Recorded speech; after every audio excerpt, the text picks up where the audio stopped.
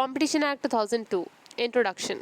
Competition in the market means sellers striving independently for buyers' patronage to maximize profit or other business objectives. Simple चीज़ है देखो, market में जब sellers independently strive करते हैं ताकि buyer को सपोर्ट कर सकें और अपना प्रॉफिट मैक्सिमम कर सकें, उसके अलावा अगर उनका कोई अदर बिजनेस ऑब्जेक्टिव्स है उनको अचीव कर सकें, तो वहाँ पे कहा जाता है कि मार्केट में कंपटीशन है. ठीक है, again we'll read this. Competition in the market means sellers striving independently for buyers patronage support to maximize profit और other business objectives. Now second point simple terms में ये बताता है कि जब एक बायर किसी प्राइस को देकर प्रोडक्ट खरीदता है तो उसका इंटेंशन ये होता है कि वो मैक्सिमम बेनिफिट डिराइव कर सके. वहीं पे whereas the seller prefers, जबकि जब वो एक प्रोडक्ट को सेल कर रहा होता है किसी प्राइस पे तो वो मैक्सिमम प्रॉफिट डिराइव कर सके.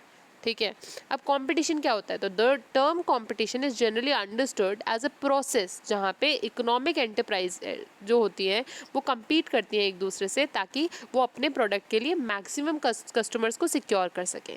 इस प्रोसेस में, इन द प्रोसेस, जो एंटरप्राइजेज होती है वो एक दूसरे से compete करती है ताकि वो एक दूसरे को डिफीट कर सकें, आउटस्मार्ट कर सकें. यहाँ पे वो चाहती है कि वो एलिमिनेट कर सके अपने राइवल्स को. ठीक है, अब कंपटीशन में ना एक सेंस ऑफ इकोनॉमिक राइवलरी होता है जो कि बहुत अनस्टेबल होता है. Economic rivalry is unstable competition के दौरान, जिसकी वजह से एक नेचुरल टेंडेंसी होती है कि मोनोपोली को एक वे मिल जाता है. कैसे? सिंपल टर्म्स में समझाती हूँ कि कंपटीशन में क्या होता है, एक प्रोसेस होता है कंपटीशन जहाँ पे इकोनॉमिक एंटरप्राइजेस एक दूसरे से कॉम्पीट करती है ताकि उनके प्रोडक्ट के लिए वो मैक्सिमम जो कस्टमर्स हैं उन्हें सिक्योर कर सकें. अब इस प्रोसेस में ना एंटरप्राइजेस जो होती है वो दूसरी कॉम्पिटिटर्स को डिफीट करना चाहती है, आउटस्मार्ट करना चाहती है, एंड सम टाइम वो चाहती है कि वो एलिमिनेट कर दे अपने राइवल्स को. तो कंपटीशन के अंदर क्या होता है, बहुत ज़्यादा इकोनॉमिक राइवलरी होती है और वो इकोनॉमिक राइवलरी बहुत अनस्टेबल होती है. अब अगर एक एंटरप्राइज है उसने सबको आउटस्मार्ट कर दिया और उसने कोई क्या बोलते हैं होल्ड बना लिया मार्केट में, ठीक है, तो अब वो दूसरों को आउटस्मार्ट कर दिया और दूसरे जो राइवल्स हैं उनको एलिमिनेट कर दिया, तो अब एक वे बना लिया उसने और खुद को मोनोपोली क्रिएट कर लिया. दस ये भी कहा जाता है कि वो जो अनस्टेबल इकोनॉमिक राइवलरी होती है उसकी वजह से कॉम्पिटिशन किल्स कॉम्पिटिशन. ठीक है, वही चीज़ इस डब्बे में लिखी हुई है. Objectives of competition act 2002 short में 4 पॉइंट्स दे रखे हैं, ये याद रखना. पहला, CCI एस्टैब्लिश करना. कंपटीशन कमीशन ऑफ इंडिया को एस्टैब्लिश करती है कंपटीशन एक्ट 2002. ठीक है. Second point, to prevent monopolies and to promote competition in the market. Simple चीज़ है यार, कंपटीशन एक्ट है तो कंपटीशन प्रमोट करना चाहता है और मोनोपोलीज को प्रिवेंट करना चाहता है. नेम सजेस्ट, क्लियरली पता चल रहा है. ठीक है. थर्ड पॉइंट और फोर्थ पॉइंट काफ़ी रिलेटेबल से हैं, वो प्रोटेक्शन से बात करते हैं. अब थर्ड पॉइंट में बोलते हैं कि जो इंडिविजुअल्स है ना मार्केट के अंदर या दूसरे एंटिटीज़ है मार्केट के अंदर, उनको फ्रीडम ऑफ ट्रेड मिले, उसके लिए वो एक ऑब्जेक्टिव है, वो फ्रीडम ऑफ ट्रेड प्रोटेक्ट करना और प्रोवाइड करना इंडिविजुअल्स और मार्केट में जो एंटिटीज़ हैं उनको, वो चीज़ कंपटीशन एक्ट 2002 का ऑब्जेक्ट है. ठीक है. And fourth and the last is protect the interest of consumers. Simple. क्या चीज़ समझ में आई हमें? 4 ऑब्जेक्टिव्स है. CCI एस्टैब्लिश करता है, कंपटीशन प्रमोट करता है, मोनोपोलीज को प्रिवेंट करता है. Third point, freedom of trade protect करता है इंडिविजुअल्स और एंटिटीज़ जो है मार्केट में उनके लिए. एंड लास्टली, कंज्यूमर का इंटरेस्ट प्रोटेक्ट करता है. नाउ डेफिनेशंस की बात करते हैं. एक्विजिशन 2A में एक्विजिशन डिफाइन कर रखा है. सिंपल चीज़ है यार, एक्विजिशन सुन के समझ में आ रहा है, एक एंटरप्राइज दूसरी एंटरप्राइज को एक्वायर कर लेती है. अब वो डायरेक्टली इनडायरेक्टली दोनों तरीके से कर सकती है. एक्वायर ऑन द टाइम कर सकती है या फिर एग्री कर सकती है कि वो एक्वायर कर लेगी. अब एक्वायर क्या करेगी? ए, 2 क्लॉजेज हैं. एक क्लॉज में बता रखा है शेयर्स, वोटिंग राइट्स और एसेट्स ऑफ एनी एंटरप्राइज, तो हम मानेंगे एक्विजिशन हो गया है. And B, control over the management और control over assets of any enterprise, तो भी हम मानेंगे एक्विजिशन हो गया है. एग्रीमेंट क्या होता है? 2B में एग्रीमेंट डिफाइन कर रखा है. तो एग्रीमेंट एक तरीके की अरेंजमेंट, अंडरस्टैंडिंग या एक्शन इन कॉन्सेप्ट होता है. अब A और B 2 पॉइंट्स बता रखे हैं. A पॉइंट में बताया कि वो जो अरेंजमेंट, अंडरस्टैंडिंग या एक्शन इन कॉन्सर्ट हो, वो ज़रूरी नहीं है कि वो मतलब राइटिंग में हो, वो इनफॉर्मल होगा तो भी चलेगा. ठीक है, वेदर और नॉट इनफॉर्मल और इन राइटिंग. ठीक है, कोई भी अरेंजमेंट, अंडरस्टैंडिंग या कॉन्सर्ट जो इनफॉर्मल या राइटिंग दोनों में है तो एग्रीमेंट माना जा सकता है.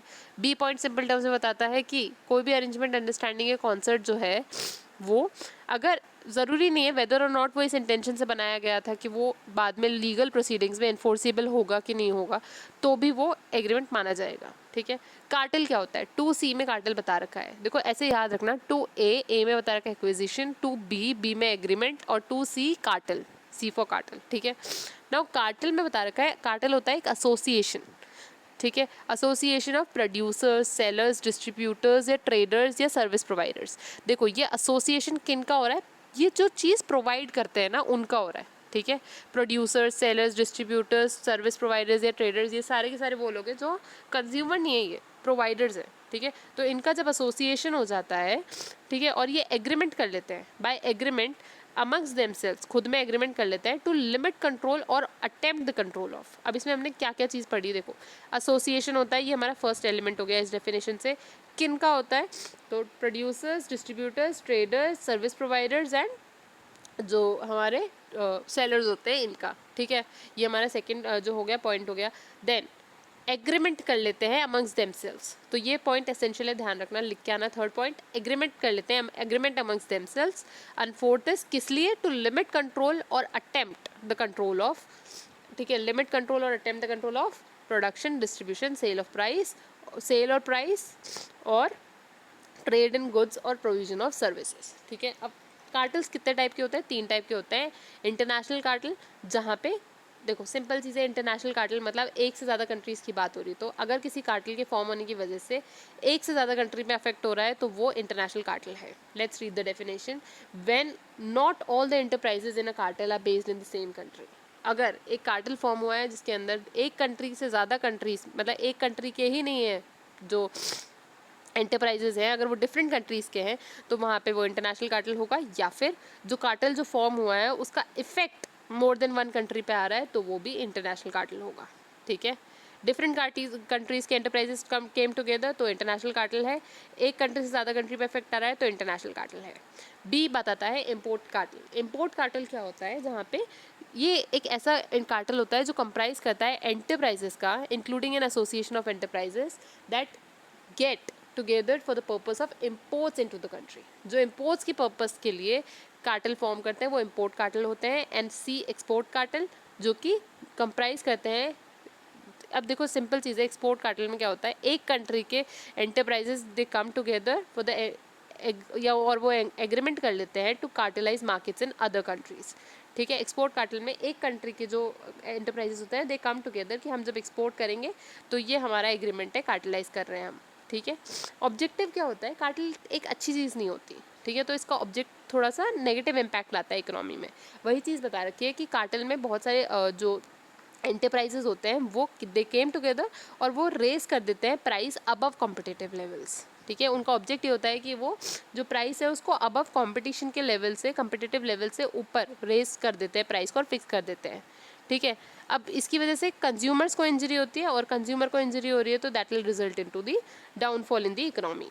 ठीक है, फॉर द कंज्यूमर्स कार्टलाइजेशन जो होता है वो रिजल्ट करता है in higher prices, poor quality and no choice of goods और सर्विसेज। ठीक है, नाउ कार्टलाइजेशन के एसेंशियल्स क्या हैं, तो कंडीशंस क्या नेसेसरी हैं कार्टलाइजेशन के लिए।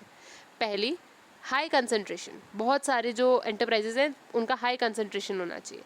सेकंड, बहुत रिलेटेबल है, हाई कंसंट्रेशन और फिर फ्यू कॉम्पिटिटर्स ही बचेंगे, बाकी के मैक्सिमम तो दे केम टुगेदर, तो 2 पॉइंट्स हो गए।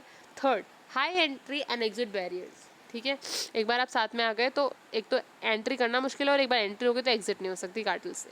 सिमिलर प्रोडक्ट्स का होना चाहिए, सिमिलर प्रोडक्शन कॉस्ट होनी चाहिए, ये 2 पॉइंट्स काफ़ी सिमिलर हो गए, homogeneity of the products and similar production cost. ठीक है, next is high dependence of the consumer on the product. ठीक है, एंड लास्टली हिस्ट्री ऑफ कल्यूशन। ठीक है, नाउ कंज्यूमर कौन होता है, 2F में बता रखा है, तो कंज्यूमर इंक्लूड करता है जो परचेज करता है, जो बाय करता है ठीक है, कंजप्शन के लिए गुड को या गुड्स को कंजप्शन के लिए लेता है या फिर टू अर्न देयर लाइवलीहुड। ठीक है, ये 2 लाइन में बहुत बेसिक्स ही है। अब नीचे पढ़ते हैं, consumer means any person who. ठीक है, अब यहाँ पे बताया गया है बाइज एनी गुड, एक पर्सन जो बाय करता है गुड को, पहला point. Second point, for a consideration. ठीक है, अब थर्ड चीज़ एक ये ध्यान रखना, पेड और प्रॉमिस्ड, पार्टली पेड और पार्टली प्रॉमिस्ड, और under any system of deferred payment. तीन चीज़ें, कंसीडरेशन या तो आप ऑन स्पॉट पे कर दोगे या प्रॉमिस कर दोगे, या पार्टली पे पार्टली प्रॉमिस कर दोगे, या फिर under the system of deferred payment आप बोल रहे हो कि आप धीरे धीरे देते रहोगे। ठीक है, अगर आपने ऐसे तरीके से कंसीडरेशन दे के एक गुड परचेज किया है, वो चीज़ अभी तक इस डेफिनेशन में बोली गई है। ठीक है, अब any user of such goods other than the person who buys such goods for consideration or under the system of deferred payment, when such use is made for the approval of such person, whether such purchase of goods is for resale or commercial purpose or for personal use। क्या समझ में आया? Definition का पहला part हमें simple चीज़ में बताता है कि एक पर्सन जिसने कंसीडरेशन दे के बाय किया है गुड को, कंसीडरेशन पेड प्रॉमिस्ड या फिर पार्टली पेड पार्टली प्रॉमिस्ड या under the system of deferred payment आपने किया है। ठीक है, अब एक पर्सन जिसने ऐसे कंसीडरेशन दे के कोई गुड्स यूज़ किया है एंड उसने with the approval of such person, ठीक है, उसने क्या किया है, whether such purchase of goods is, अब कोई फ़र्क नहीं पड़ता उसने प्रोडक्ट परचेज किया है, अब वो रीसेल के लिए भी लिया है या किसी कमर्शियल पर्पज़ के लिए लिया है या फिर पर्सनल यूज़ के लिए लिया है, तीनों ही सूत्रों में वो कंज्यूमर माना जाएगा। ठीक है, नेक्स्ट है जो सेकेंड पॉइंट है वो बताता है हायर्स और अवेल्स। अब ऊपर हमने गुड्स की बात की, अब सर्विसेज की बात है। कोई एक पर्सन जो हायर करता है या अवेल करता है एक सर्विस को for a consideration which has been paid और promised or partly paid partly promised or under the system of deferred payment similar। ठीक है, when such services are availed with the approval of the first mentioned person, whether such hiring or availing of services is for commercial purpose or for personal use। similar चीज़ें दोनों में काफ़ी relatable सी, ऊपर goods की बात की है, नीचे services की बात की है। goods के टाइम पे हमें बोला गया है कि अगर एक पर्सन ने कंसीडरेशन दे के परचेज किया है तो अब वो अगर रीसेल कमर्शियल पर्पस या पर्सनल यूज़ के लिए भी यूज़ कर रहा है तो भी वो कंज्यूमर ही माना जाएगा। सर्विस के केस में बताया गया है एक पर्सन ने हायर किए या अवेल किए कोई सर्विस फॉर अ कंसीडरेशन, तो अब अगर उसने कमर्शियल पर्पस के लिए लिए या पर्सनल यूज़ के लिए, दोनों ही सूत्रों में वो कंज्यूमर माना जाएगा। 2F done. ठीक है, नोट में क्या लिखा है, under the competition act even if a person purchases और avails avail of services for commercial purpose he'll be a consumer. ये वही चीज़ लिखी है ऊपर कि अगर एक पर्सन ने कोई गुड या कोई सर्विस अवेल की है कमर्शियल पर्पस के लिए भी तो भी वो कंज्यूमर माना जाएगा। Whereas for the purpose of consumer protection act जो हमने कंज्यूमर CPA पढ़ा था उसके हिसाब से अगर एक पर्सन परचेज कर रहा है गुड्स या सर्विस अवेल कर रहा है फॉर कमर्शियल पर्पसेस तो वो कंज्यूमर नहीं माना जाएगा एंड वो सीक नहीं कर सकता रिलीफ अंडर द एक्ट। ठीक है, कंज्यूमर प्रोटेक्शन एक्ट में वो सीक नहीं कर सकता रिलीफ, लेकिन यहाँ पे कंज्यूमर जो कॉम्पिटिशन एक्ट है उसके अंदर हम दोनों को कंज्यूमर मानते हैं। ठीक है, एंटरप्राइज बता रखा है 2H में। ठीक है, एंटरप्राइज मीन करती है या तो एक पर्सन हो सकता है या डिपार्टमेंट ऑफ गवर्नमेंट हो सकता है। ठीक है, जो कि एंगेज्ड है in any activity relating to. ठीक है, एक पर्सन या कोई गवर्नमेंट जो डिपार्टमेंट है वो एंगेज्ड है या कोई एक्टिविटी करता है रिलेटिंग टू, ठीक है, production production acquiring storage with supply securities distribution acquisition control article of goods. Second point बताता है provision of services and lastly in the, अब देखो एक पर्सन या गवर्नमेंट डिपार्टमेंट जो कि ये सारे काम कर रहा है, production acquiring storage of with supply securities distribution acquisition control या आर्टिकल ऑफ गुड्स का काम करता है। प्रोविजन ऑफ सर्विसेज प्रोवाइड करता है in the business of holding under writing और डीलिंग विद शेयर्स डिपेंचर्स और अदर्स। ठीक है, अब ये थोड़ा सा ट्रिकी सा है, इसको रट लेना।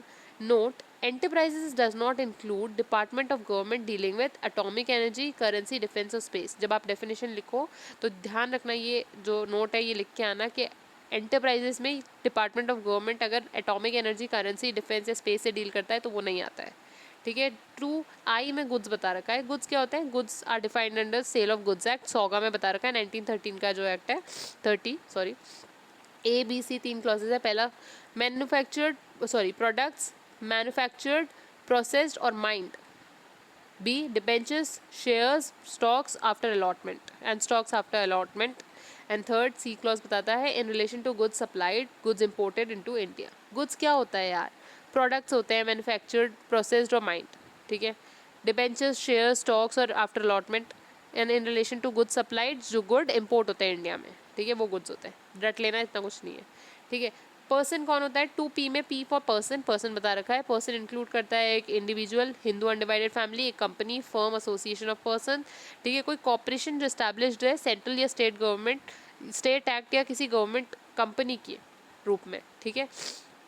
And a body corporate incorporated by और under the law of a foreign country, एक बॉडी कॉर्पोरेट जो इनकॉर्पोरेट हुई, एक बॉडी कॉर्पोरेट जो इनकॉर्पोरेट हुई है under a law of a foreign country, and एक cooperative society registered under the law, local authority, या फिर एवरी आर्टिफिशियल जुडिशियल पर्सन, ये सब पर्सन में आते हैं, ठीक है। प्राइस कहाँ पे डिफाइंड है, 2O। तो प्राइस इंक्लूड्स वो वैल्यूएबल कंसीडरेशन होती है, price every valuable consideration whether direct और इनडायरेक्ट या फिर डिफर्ड, ठीक है, and includes any consideration which relates to sale of goods और परफॉर्मेंस ऑफ एनी सर्विसेज, ठीक है। गुड्स परचेज करने के लिए या सर्विस परफॉर्म करने के लिए कोई भी कंसीडरेशन डायरेक्ट, इनडायरेक्ट, डिफर्ड, ठीक है, किसी भी तरीके से, तो वो चीज़ जो वैल्यूएबल कंसीडरेशन आप देते हो वो प्राइस होती है, 2O में बता रखा है, ठीक है। Next is relevant market, 2R, R for relevant market, वैसे सब में फॉलो नहीं करता बट याद रखना। Relevant market can be relevant product market, उस प्रोडक्ट का रेलेवेंट मार्केट वो रेलेवेंट मार्केट होगा। रेलेवेंट जोग्राफिकली भी हो सकता है, प्रोडक्ट मार्केट और जोग्राफिक मार्केट दोनों रेलेवेंट मार्केट होता है, और बोथ, ठीक है, 2ABC। रेलेवेंट प्रोडक्ट मार्केट क्या होता है, 2T में बता रखा है, ठीक है। तो रेलेवेंट प्रोडक्ट मार्केट होता है, देखो, एक मार्केट जो कंप्राइज करता है सारे उन प्रोडक्ट्स या सर्विसेज का जो रिगार्ड कर जा सकते हैं इंटरचेंजेबल और सब्सटीट्यूबल, वो सारे प्रोडक्ट्स जो इंटरचेंजेबल है या सब्सटीट्यूट किए जाते सकते हैं एक दूसरे से बाय द कंज्यूमर, उनका जो एक मार्केट होता है उसे रेलेवेंट प्रोडक्ट मार्केट बोलते हैं, बाय रीजन ऑफ कैरेक्टरिस्टिक्स, कि उनकी सिमिलर कैरेक्टरिस्टिक्स होती है, प्रोडक्ट्स और services, the prices and intended use, ठीक है, उनका कैरेक्टरिस्टिक्स सिमिलर होते हैं, उनके प्राइसेस सिमिलर से हो सकते हैं और इंटेंडेड यूज भी सिमिलर होता है, ठीक है, वो रेलेवेंट प्रोडक्ट मार्केट होता है, 2T में देखा बता रखा है। रेलेवेंट जोग्राफिक मार्केट क्या होता है, 2S में बता रखा है। तो रेलेवेंट जोग्राफिक मार्केट होता है वहाँ जहाँ पे एरिया के हिसाब से कंप्राइज करते हैं, ठीक है। अब conditions of competition for supply of goods और provision of services or demand of goods and services are distinctly homogeneous and can be distinguished from conditions prevailing in neighboring areas. देखो, अब रेलेवेंट जोग्राफिक मार्केट, जोग्राफी मतलब territorial के ऊपर depend करता है, तो यहाँ पे यही चीज़ बोली है कि एक प्रोडक्ट है, उसकी सप्लाई जहाँ पे हो रही है, उस प्रोडक्ट गुड्स या सर्विसेज की जहाँ पे सप्लाई हो रही है, वो जो एरिया है वो डिस्टिंक्टली होमोजेनस है, या फिर जहाँ पे डिमांड है गुड्स या सर्विसेज की, सप्लाई या हो रही है गुड्स और सर्विसेज की, या तो वो, या फिर डिमांड है जहाँ पे वो उन गुड्स या सर्विसेज की, वो जो एरियाज है वो डिस्टिंक्टली होमोजीनस है एंड कैन बी डिस्टिंग्विश्ड, उनको डिस्टिंग्विश किया जा सकता है, अलग माना जा सकता है फ्रॉम द कंडीशंस जो उनके नेबरिंग एरियाज में है। For determining the relevant geographic market क्या होता है, कमीशन को देखना पड़ता है, commission shall have the due regard to any और all of the following factors, इनमें से कोई फैक्टर्स देखता है कमीशन रेलेवेंट जोग्राफिक जो मार्केट है उसको डिटरमाइन करने के लिए, या फिर सारे देखता है। ए से लेके जी दे रखे हैं, 7 है, ठीक है। ए बोलता है regulatory trade barriers, B local specifications requirement, C national procedure policies NPP, then additional distribution facilities, transport cost, language, consumer preferences, need for secure regular supplies और रैपिड आफ्टर सेल सर्विसेज। ये आप रट लेना, ठीक है। Service क्या होता है, तो service means service of any description, ठीक है। सर्विस क्या होता है, गुड्स तो हमने पढ़ लिया, अब हम देखेंगे सर्विस क्या होता है। तो सर्विस किसी भी description, service of any description which is made available to potential users or includes the provision of services in connection with business of any industrial or commercial matters such as banking, communication, education, financing, insurance, chit funds, real estate, transport, storage, material treatment, processing, supply of electrical or other energy, boarding, lodging, entertainment, amusement, construction, repair, conveying of news or information and advertising. Not so important. Shares क्या होता है, तो shares means share in share capital, shares जो share capital में है वो shares होते हैं, और शेयर कैपिटल में जो शेयर्स हैं एक कंपनी के जिनके ऊपर वोटिंग राइट्स होते हैं, इंक्लूड करता है ये a any security which entitles the holder to receive shares with voting rights, ऐसी सिक्योरिटी जिसकी जो एंटाइटल करती है उस सिक्योरिटी होल्डर को कि वो रिसीव कर सकता है शेयर्स को और उनके पास वोटिंग राइट्स होते हैं। D stock market stock except with the distinction between stock and share is expressed और इम्प्लाइड, स्टॉक भी इस शेयर्स में माने जाते हैं एक्सेप्ट जहाँ पे स्टॉक और शेयर में डिफरेंस बता रखा है एक्सप्रेसली या इम्प्लाइडली, ठीक है। ट्रेड क्या होता है, तो trade means trade business and business industry profession occupation relating to production supply distribution storage और control of goods and includes the provision of any services, ठीक है। Now, the Competition Act 2002 is an improvement to the MRTP Act 1969. क्या बोला गया है कि पहले इससे कॉम्पिटिशन एक्ट 2002 से पहले MRTP एक्ट 1969 हुआ करता था, एंड इट इज़ ट्रू कि जो कॉम्पिटिशन एक्ट 2002 है ना, वो MRTP जो monopolistic and restrictive trade practices act 1969 का है, उसका एक इम्प्रूवमेंट है, ठीक है। ये फॉलोइंग डिफरेंसेस हैं MRTP एक्ट 1969 में और कॉम्पिटिशन एक्ट 2002 में to support this statement. Difference in goal as stated in the preamble of the acts, दोनों के जो गोल है वो डिफरेंट है, उनके प्रीएम्बल्स में स्टेट कर रखा है।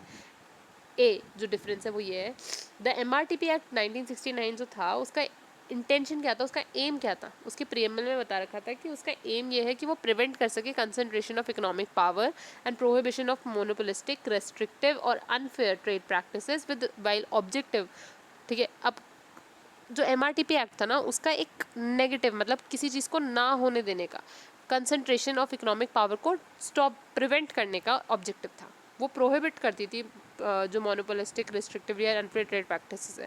लेकिन कॉम्पिटिशन एक्ट का ऑब्जेक्टिव क्या है, कॉम्पिटिशन एक्ट 2002 का ऑब्जेक्टिव है प्रमोट करना, टू सस्टेन कॉम्पिटिशन, कि कॉम्पिटिशन सस्टेन रहे और जो इंटरेस्ट ऑफ कंज्यूमर्स है उनको प्रोटेक्ट करा जा सके एंड फ्रीडम ऑफ ट्रेड को प्रोटेक्ट किया जा सके। ये हम ऊपर पढ़ के आए हैं क्या ऑब्जेक्ट्स हैं, तो ये तो हम लिख ही लेंगे, प्रीएम्बल में लिखे हैं 4 ऑब्जेक्टिव्स, ठीक है। बी पॉइंट बताता है कि जो ब्रॉड ऑब्जेक्टिव है MRTP एक्ट का 1968 का, वो टू कंट्रोल मोनोपोलीज। अगर हम ब्रॉड एस्पेक्ट से देखें कि क्या ऑब्जेक्टिव MRTP एक्ट का, तो वो ये था कि वो जो मोनोपोलीज है उनको कंट्रोल कर सके। वहीं पे कॉम्पिटिशन एक्ट का है प्रमोट कॉम्पिटिशन, ये ऑब्जेक्टिव उसका। डिफरेंस बिटवीन इन प्रोविजंस, ठीक है। प्रोविजंस में क्या डिफरेंस है कि जो MRTP एक्ट 1969 है ना, उसमें डोमिनेंस पर से is bad, while the provisions of Competition Act 2002 states कि it's not dominance which is prohibited but the abuse of dominance which is per se bad। Simple चीज़ है, MRTP एक्ट 1969 में simple चीज़ बताई थी कि डोमिनेंस पर से अगर एक इंसान के पास पावर है तो वो गलत है, ठीक है, वो बैड है। वहीं पे कॉम्पिटिशन एक्ट 2002 ये बताता है कि डोमिनेंस अगर एक पर्सन के पास है तो वो बैड नहीं है, लेकिन अगर वो पर्सन उस एंटरप्राइज वो उस डोमिनेंस का अब्यूज़ करता है, ठीक है, विच इज़ पर से बैड, तो वो गलत हो जाएगा, ठीक है। Regulation of merger and acquisition combination, ठीक है। मर्जर और एक्विजिशन या कॉम्बिनेशन को कैसे रेगुलेट करते हैं दोनों एक्ट, वो भी एक डिफरेंस है। MRTP एक्ट जो 1969 का था उसमें प्रोवाइड ही नहीं कर रखा था कोई regulation for merger and acquisition, लेकिन जो कॉम्पिटिशन एक्ट 2002 है उसमें प्रोवाइड कर रखा है regulation of merger and acquisition, which is absolutely important, क्योंकि न्यू रिजाइम ऑफ ये जो नया रिजाइम ऑफ लिबरलाइजेशन है उसमें एक्विजिशन एंड मर्जर जैसी चीज़ें उनको रेगुलेट करने के लिए होना चाहिए कोई प्रोविजन, ठीक है। Provision for penalties, MRTP act 1969 में ना पेनल्टीज जो थी वो they did not provide penalty specifically, ठीक है, लेकिन कॉम्पिटिटिव जो कॉम्पिटिशन एक्ट 2002 है उसमें स्पेसिफिकली प्रोवाइड कर रखा है कि कैसे पेनल्टीज इम्पोज की जाएंगी अगर वायलेशंस हुआ अंडर द एक्ट, ठीक है। तो सिंपल चीज़ है, पहले MRTP एक्ट में पेनल्टीज के बारे में प्रोविजंस नहीं थे, इसमें है, ठीक है, कि कैसे अगर आपने वायलेशन किया है अंडर द एक्ट तो आपको इम्पोजिशन होगी पेनल्टीज़ का। Advocacy provisions, there were no advocacy provisions for monopolistic and restrictive trade practices commission while the अब देखो इसमें भी वही चीज़ बोला है कि advocacy provisions MRTP एक्ट में थे ही नहीं, no advocacy provisions, ठीक है।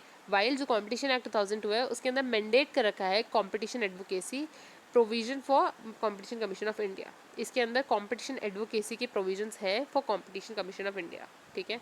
Extra territorial jurisdiction of commission, monopolistic and जो ये हमारा MRTP एक्ट था इसके अंदर MRTP कमीशन था MRTPC that did not have extra territorial jurisdiction, उसके पास बियॉन्ड इंडिया के जो केसेस हैं उनको एप्रोप्रिएट केसेस जो हैं उनको डील करने का राइट ही नहीं था, एक्स्ट्रा टेरिटोरियल जुरिस्डिक्शन था ही नहीं। लेकिन कॉम्पिटिशन कमीशन ऑफ इंडिया जो कि इस एक्ट के कॉम्पिटिशन एक्ट 2002 में बनी है वो उसके पास एक्स्ट्रा टेरिटोरियल जुरिस्डिक्शन भी है इन appropriate cases having adverse effect on competition in India. अगर बाहर के कोई केसेस है जिनका एप्रोप्रिएट कोई केस है जिसका इफेक्ट एडवर्स इफेक्ट इंडिया पे आ रहा है तो उनको वो एक्स्ट्रा टेरिटोरियल जुरिस्डिक्शन CCI के पास है, ठीक है। अब बेसिस ऑफ कंपैरिजन शॉर्ट में देखते हैं MRTP एक्ट और कॉम्पिटिशन एक्ट का डिफरेंस। मीनिंग MRTP एक्ट क्या है उसका फुल फॉर्म बता देना पहले तो, और उसका फुल फॉर्म बता देना कॉम्पिटिशन एक्ट क्या है, ठीक है। कब आया था? 2002 और 1969, ठीक है। MRTP एक्ट क्या है कि फर्स्ट कॉम्पिटिशन लॉ था जो कि इंडिया में आया था, ठीक है। ये इसका मीनिंग में लिखना कि फर्स्ट कॉम्पिटिशन लॉ था जो इंडिया में आया था, and it covers rules and regulations जो कि अनफेयर ट्रेड प्रैक्टिसेस से डील करते हैं। वहीं पे कंपटीशन एक्ट क्या है? It is implemented to promote and keep up the competition in the economy and ensure freedom of business, ठीक है। नेचर क्या है? MRTP एक्ट का रिफॉर्मेटरी जो है नेचर है, लेकिन वहीं पे कंपटीशन एक्ट के अंदर पनिशमेंट बता रखी है, पेनल्टीज कैसे इम्पोज होंगी बता रखी है, तो इसका नेचर प्यूनिटिव है, ठीक है। डोमिनेंस किसका है? तो अब इधर MRTP एक्ट में ना डोमिनेंस को डिफाइन कर रखा है, डिटरमाइन कर रखा है बाय साइज। अगर बड़ी है कोई एंटरप्राइज तो उसका डोमिनेंस है। वहीं पे डोमिनेंस कंपटीशन एक्ट में से डिटरमाइन कर रखा है by the firm structure.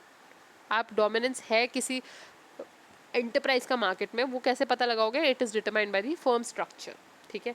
Focus is on, MRTP act focus करता है इंटरेस्ट एट लार्ज, लेकिन कंपटीशन एक्ट जो है वो फोकस करता है public at large.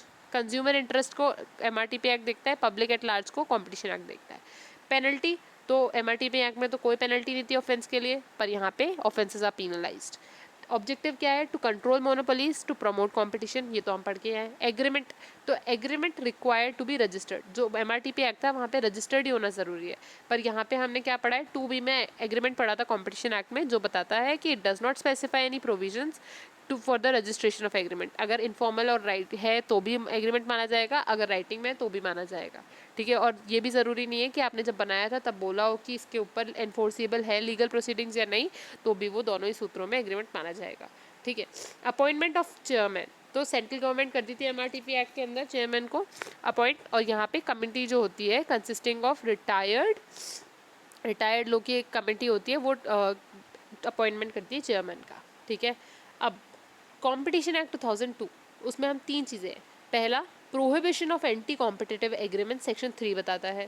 Then section 4 बताता है prohibition of abuse of dominant position, section 4, जो कि काफ़ी इंपॉर्टेंट है। एंड सेक्शन 5 बताता है रेगुलेशन ऑफ कॉम्पिटिशन, जो कि सेक्शन 5 में बताया। अब क्या पढ़ा हमने? सबसे पहले सेक्शन 3 बताएगा कि प्रोहिबिट करता है एंटी कॉम्पिटिटिव एग्रीमेंट्स को। सेक्शन 4 बताता है कि अगर अब्यूज़ हो रहा है डोमिनेंट पोजीशन का तो उसको प्रोहिबिट करता है सेक्शन 4, ठीक है। और सेक्शन 5 बताता है रेगुलेशन ऑफ कॉम्बिनेशंस। सेक्शन 3 पढ़ते हैं anti competitive agreements. No person और no enterprise shall enter into any agreement in respect of supply, distribution, acquisition or control of goods or provision of services while causes or is likely to cause an appreciable adverse effect on the competition. Simple terms में एक चीज़ बोली गई है, last line important है, कोई person कोई enterprise को allowed नहीं है कि वो कोई ऐसा एग्रीमेंट करें जिसकी वजह से सप्लाई, डिस्ट्रीब्यूशन, एक्विजिशन या कंट्रोल ऑफ गुड्स या प्रोविजन ऑफ सर्विसेज के ऊपर कोई एडवर्स इफेक्ट आए। मार्केट में जो कंपटीशन है अगर उसके ऊपर कोई एडवर्स इफेक्ट आ रहा है तो वो चीज़ अलाउड नहीं है, किसी को भी नहीं है, कोई पर्सन या एंटरप्राइज को नहीं है, ठीक है। नेक्स्ट पॉइंट बोलता है कि if the agreement is anti competitive, अगर वो एंटी कॉम्पिटिटिव है तो वो होली वॉइड होगा, ठीक है, पूरा का पूरा वॉइड होगा अगर एंटी कॉम्पिटिटिव है तो, ऐसा एग्रीमेंट है, ठीक है। Next is cartel is form of entering into anti competitive agreements. मैंने बोला था 2C में हमने कार्टेल पढ़ा था, और कार्टेल एक तरीके का एंटी कॉम्पिटिटिव एग्रीमेंट्स है, ठीक है। Types of anti competitive agreements, 2 type के एंटी कॉम्पिटिटिव एग्रीमेंट्स हो सकते हैं, पहला हॉरिजॉन्टल और दूसरा वर्टिकल, ठीक है। हॉरिजॉन्टल एग्रीमेंट्स वो होते हैं जहाँ पे अरेंजमेंट्स या फिर जो हमने क्या पढ़ा था, एग्रीमेंट्स क्या होता है, 2B में हमने एग्रीमेंट्स पढ़ा था, एग्रीमेंट्स अंडरस्टैंडिंग, अरेंजमेंट या फिर कंसर्ट होते हैं, एक्शन इन कंसर्ट। तो वो जब हॉरिजॉन्टल एग्रीमेंट्स क्या होते हैं, जब वो अरेंजमेंट्स होते हैं between the enterprises at the same stage of production. Stage of production से डिफर करते हैं हम इन दोनों में, हॉरिजॉन्टल या वर्टिकल में। हॉरिजॉन्टल में सेम स्टेज ऑफ प्रोडक्शन होता है, ठीक है, और वर्टिकल में वर्टिकल एग्रीमेंट्स वो होते हैं जहाँ पे एग्रीमेंट्स जो होते हैं वो एंटर होते हैं बिटवीन 2 और more enterprises operating at different levels of production, different level of